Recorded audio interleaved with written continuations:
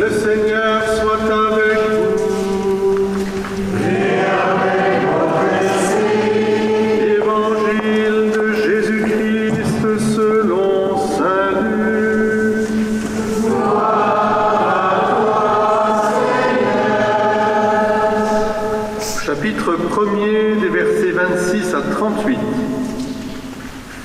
En ce temps-là, l'ange Gabriel fut envoyé par Dieu dans une ville de Galilée appelée Nazareth, à une jeune fille vierge, accordée en mariage à un homme de la maison de David, appelé Joseph. Et le nom de la jeune fille était Marie.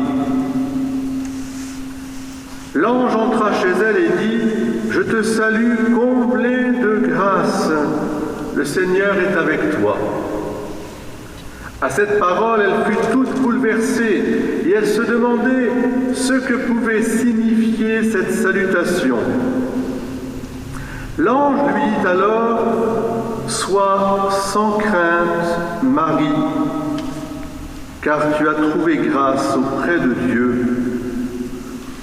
Voici que tu vas concevoir et enfanter un fils, tu lui donneras le nom de Jésus. Il sera grand, il sera appelé Fils du Très-Haut. Le Seigneur Dieu lui donnera le trône de David, son père. Il régnera pour toujours sur la maison de Jacob, et son règne n'aura pas de fin. » Marie dit alors : « Comment cela va-t-il se faire, puisque je ne connais pas d'homme ?» L'ange lui répondit : « L'Esprit Saint viendra sur toi, et la puissance du Très-Haut te prendra sous son ombre. C'est pourquoi celui qui va naître sera saint, il sera appelé Fils de Dieu. Or, voici que dans sa vieillesse, Élisabeth, ta parente, a conçu elle aussi un fils, et elle en est à son 6e mois, alors qu'on l'appelait la femme stérile. Car rien n'est impossible à Dieu. » Marie dit alors : « Voici la servante du Seigneur, que tout m'advienne selon ta parole. » Alors l'ange la quitta. Acclamons la parole de Dieu.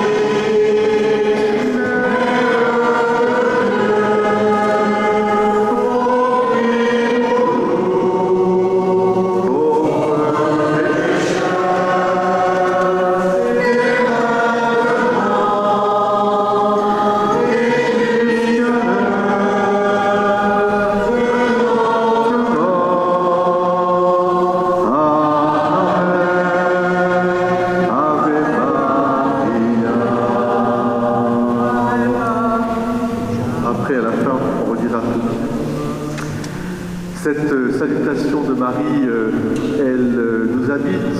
On peut dire que depuis notre enfance, elle nous porte, elle est toujours là. C'est la première des prières, évidemment, qu'on apprend plus facilement pour les enfants que le Notre Père. Et pourtant, évidemment, Marie est toute tournée vers l'accomplissement des paroles de Dieu, et elle est toute filiale vers Dieu, son Père. Elle résume toute l'attente que nous avons. Ah, si Dieu, tu pouvais déchirer le ciel et habiter avec nous. Et Dieu sait si ce cri est essentiel et il court jusqu'à la fin des temps. Si Dieu pouvait être avec nous, hein, et Dieu est avec nous, mais parfois nous avons du mal à voir qu'il est avec nous. Et c'est pour cela qu'il faut peut-être se servir de l'exemple de Marie.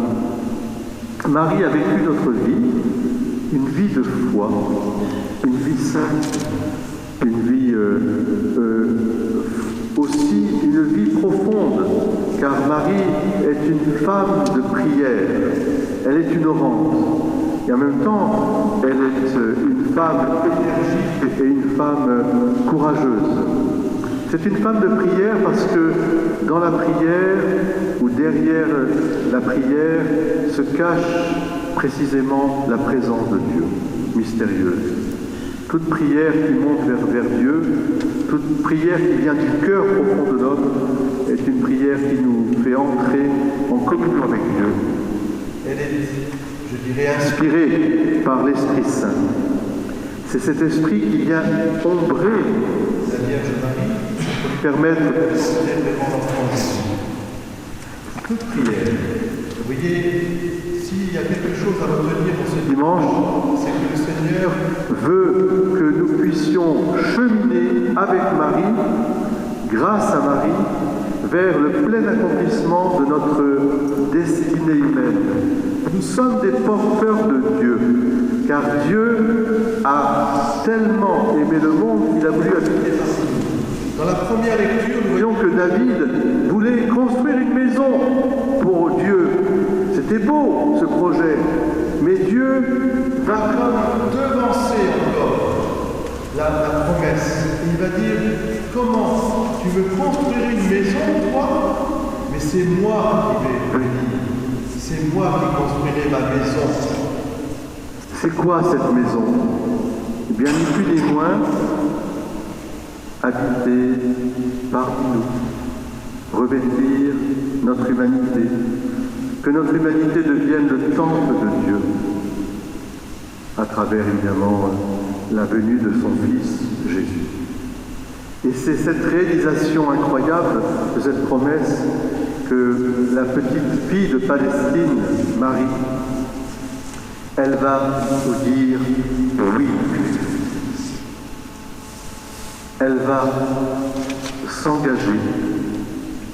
Et peut-être que dans notre cheminement, nous avons à redire notre oui. Le oui tous les jours. Oui à la vie. Oui à l'amour. Oui au pardon. Oui aussi à l'entraide, parce que nous avons besoin d'être entraidés les uns les autres, de partager, de nous unir justement. Redire oui. Et aujourd'hui, plus que jamais dans une société qui semble un petit peu mettre toujours du mais entre le oui ou le non. Il faut dire oui.